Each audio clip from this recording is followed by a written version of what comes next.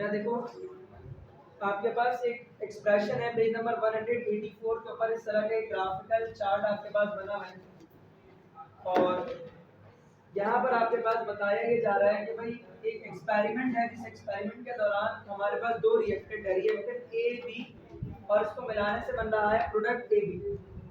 Reactant A जब मिला रहे हैं रिएक्टेंट बी के साथ तो प्रोडक्ट क्या बन रहा है आपके पास ए बी।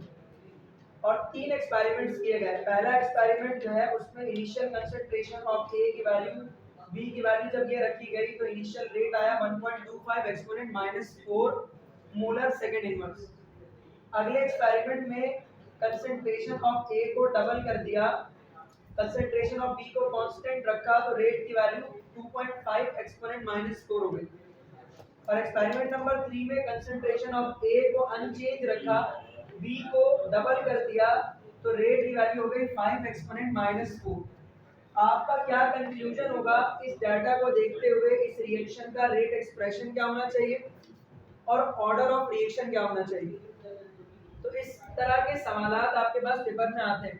अब इसको आपने करना किस तरीके से है, अब आपके पास जो एक्सपेरिमेंट नंबर 1 होता है ये एक तरह का रिप्रेजेंटेटिव है, ये समझ लो कि आपको कंपैरेटिव सवाल सॉल्व करने में हेल्प करता है। मतलब एक्सपेरिमेंट नंबर 1 आपको सिर्फ ये बता रहा है कि जब कंसंट्रेशन ऑफ ए की वैल्यू और बी की वैल्यू ये वाली होगी तो रेट का आंसर ये आना चाहिए। अब जब हम एक्सपेरिमेंट के दौरान कंसंट्रेशन को डबल करते हैं तो अभी हमने देखा कि कंसंट्रेशन को बढ़ाने से रेट भी क्या हो जाता है, बढ़ जाता है, लेकिन रेट कांस्टेंट पर कोई फर्क नहीं पड़ता। तो यहाँ पर एक्सपेरिमेंट में आप देख सकते हैं कि कंसंट्रेशन को जब हम बढ़ा रहे हैं तो रेट की वैल्यू भी क्या हो रही है आपके पास, बढ़ रही है या चेंज हो रही है। तो अब उसको देखते हुए आपने बतानी है रेट एक्सप्रेशन।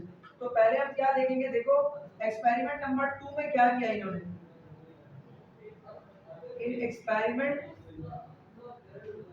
नंबर 2, जो एक्सपेरिमेंट नंबर 2 है हमारे पास, इस एक्सपेरिमेंट नंबर 2 के अंदर, एक्सपेरिमेंट नंबर 2 के अंदर इन्होंने क्या किया है, कॉन्सेंट्रेशन जो है किसकी बेटा, ए की, कॉन्सेंट्रेशन ऑफ रिएक्टेंट ए, जो कॉन्सेंट्रेशन है रिएक्टेंट ए की उसको क्या कर दिया है, बिकम्स डबल। कॉन्सेंट्रेशन ऑफ ए को पहले के मुकाबले में क्या कर दिया, डबल कर दिया। कैसे डबल कर दिया, 0.100 को मल्टीप्लाई करेंगे 2 से तो क्या आ जाएगा आंसर, 0.200 मोलर आ जाएगा। सही है। तो कंसंट्रेशन ऑफ ए को पहले के मुकाबले में इन्होंने क्या कर दिया है, डबल कर दिया है। And rate also becomes double. Rate ही पहले के मुकाबले में क्या हो चुका है, डबल हो चुका है। कैसे पता चला, जब 1.25 एक्सपोनेंट -4 को मल्टीप्लाई करेंगे 2 से तो इसका आंसर आ जाएगा 2.50 exponent -4 molar dot second inverse. Therefore we can state that, इसीलिए भाई हम क्या कह सकते हैं कि रेट ऑफ रिएक्शन जो होगा वो डायरेक्टली प्रोपोर्शनल होगा मोलर कंसंट्रेशन ऑफ ए के। क्यों हमने ऐसा कहा, क्योंकि अगर किसी भी रेट और किसी भी रिएक्टेंट का रिलेशन डायरेक्ट होता है और उसके बाद पावर लगी होती 1, तो अगर कंसंट्रेशन को डबल करते हैं तो रेट भी क्या हो जाता है, डबल हो जाता है। तो ए के लिहाज से हमारे पास तो ये डाटा हमें आता हुआ नजर आ रहा है। सही है। अब यही काम करेंगे किसके लिए, एक्सपेरिमेंट नंबर 3 के अंदर जो काम किया है इन्होंने उसके लिए। अब हम लिखेंगे इन experiment number 3।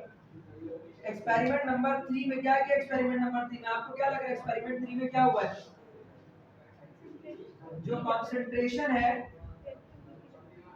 Concentration of B only, पहले के मुकाबले में क्या कर रहे हैं, कॉन्सेंट्रेशन ऑफ बी को ओनली डबल।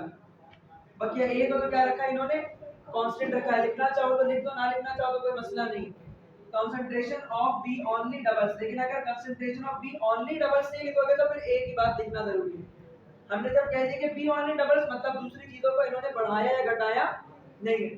तो जब concentration of B only double, अब ये कैसे पता लगा भाई हमें, क्योंकि कंसंट्रेशन ऑफ बी जो है एक्सपेरिमेंट नंबर 1 में क्या था बेटा 0.0050, इसको अगर 2 से मल्टीप्लाई कर देंगे तो इसका आंसर क्या आ जाएगा 0.010 मोलर। इसीलिए हम कह रहे हैं कि कंसंट्रेशन ऑफ बी को क्या कर दिया इन्होंने पहले के मुकाबले में डबल कर दिया, क्योंकि जब डबल करेंगे कंसंट्रेशन की वैल्यू को तो 0.0050 से वैल्यू कितनी हो जाएगी 0.010 मोलर। अब रेट पर क्या फर्क पड़ रहा है, एंड रेट बिकम्स 4 टाइम्स।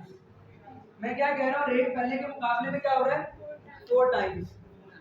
क्या हुआ, कोई बात नहीं, कैंसिल कर कोई बात नहीं, रिकॉर्डिंग ऑन है। क्लास के दौरान सबको पता होता है आमतौर पर, एंड रेट बिकम्स 4 टाइम्स। अब मुझे कैसे पता लग रहा है कि रेट जब 4 टाइम्स हो रहा है, रेट की वैल्यू पहले क्या 1.25, अब क्या हो गई 5। आप अपने कैलकुलेटर में अगर 1.25 को एक्सपोनेंट -4 को मल्टीप्लाई करेंगे किससे 4 से, तो वैल्यू हो जाएगी आपके पास 5 एक्सपोनेंट -4। वैल्यू क्या हो जाएगी 5 एक्सपोनेंट -4। अब देखो बेटा हमने तो क्या किया कंसंट्रेशन ऑफ बी को सिर्फ डबल किया, लेकिन रेट की वैल्यू क्या हो गई पहले के मुकाबले में 4 टाइम्स। तो मैंने ये इसीलिए नहीं मिटाया ताकि मैं आपको दिखा सकूं कि यहाँ पर सिर्फ ए की कंसंट्रेशन को हमने क्या किया था डबल, लेकिन रेट की वैल्यू क्या हो गई थी 4 टाइम्स। तो अगर किसी भी रिएक्टेंट को डबल करने से रेट की वैल्यू 4 टाइम्स हो जाती है तो उस रिएक्टेंट और रेट के दरमियान जो रिलेशन बनता है कंसंट्रेशन के ऊपर लगाएंगे स्क्वायर। समझ आई बात, मतलब रेट सिर्फ डायरेक्टली प्रोपोर्शनल रिएक्टेंट के नहीं होगा बल्कि रेट डायरेक्टली प्रोपोर्शनल होगा कंसंट्रेशन की पावर स्क्वायर के। तो बी की कंसंट्रेशन को डबल करने से रेट क्या हो जा रहा है पहले के मुकाबले में 4 टाइम्स हो जा रहा है। 4 टाइम्स कैसे यहाँ पर लिख के दिखाएंगे 1.25 एक्सपोनेंट -4 मल्टीप्लाई बाय 2 का स्क्वायर, तो वैल्यू क्या हो जाएगी आपके पास 5 एक्सपोनेंट -4। यहाँ 4 नहीं लिखेंगे, यहाँ पर डायरेक्टली 4 नहीं लिखेंगे, यहाँ डायरेक्टली 4 उस वक्त लिखते हैं जब कंसंट्रेशन को 4 से मल्टीप्लाई किया गया होता। कंसंट्रेशन को 2 से मल्टीप्लाई किया गया लेकिन रेट क्या हो गया बेटा 4 टाइम्स। तो रेट दो तरह से 4 टाइम्स हो सकता है, या तो रेट को डायरेक्टली 4 से मल्टीप्लाई कर दो या तो रेट को 2 के स्क्वायर से मल्टीप्लाई कर दो। हमने रेट को 2 के स्क्वायर से मल्टीप्लाई इसलिए किया है क्योंकि कंसंट्रेशन को सिर्फ क्या किया गया डबल, और अगर कंसंट्रेशन को डबल करने से उस कंसंट्रेशन का रिलेशन रेट के साथ स्क्वायर टाइम्स होता है तो खुद ब खुद रेट की वैल्यू क्या हो जाती है 4 टाइम्स। इसीलिए हमने क्या लिखा पहली जो कंसंट्रेशन की रेट की जो वैल्यू है उसको 2 के स्क्वायर से मल्टीप्लाई कर दिया, क्या वैल्यू आ गई 5 एक्सपोनेंट -4। अब इससे हमें क्या पता लगेगा, इससे हमें पता लग रहा है कि भाई रेट जो है वो डायरेक्टली प्रोपोर्शनल है कंसंट्रेशन ऑफ बी के स्क्वायर के। सही है, तो ये हो गया इक्वेशन नंबर 2 और ये थी हमारे पास इक्वेशन नंबर 1। अब हम क्या करेंगे इक्वेशन नंबर 1 और इक्वेशन नंबर 2 को देखते हुए हम ये कह सकते हैं